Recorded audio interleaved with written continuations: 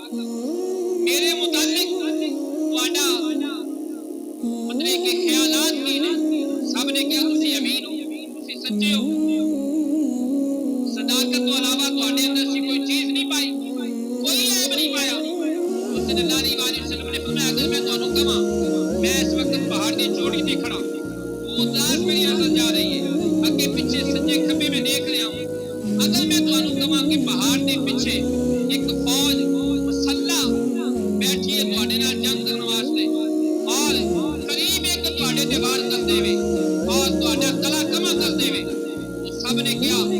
بالکل تسی سچ فرماؤ گے کیونکہ اس نے سچ تو علاوہ تہاڈے اندر کچھ دیکھیا نہیں صداقت تو علاوہ سچے ہو امین ہو تو حضور صلی اللہ علیہ وسلم نے فرمایا پھر سنو رب العالمین نے مینوں تہاڈے والا نبی بنا کے بھیجا نبی بنا کے بھیجے جو ہی حضور صلی اللہ علیہ وسلم نے اعلان فرمایا ابو لہب کھڑا ہو گیا اس نے کیا معاذ اللہ ثم معاذ اللہ کہنے لگا تیرے ہاتھ ٹوٹ جان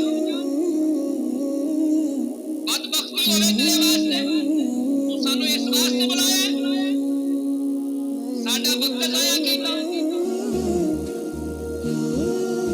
رب العالمین نے اس موقع تے سورہ لہب دی آیت نازل تبت یدا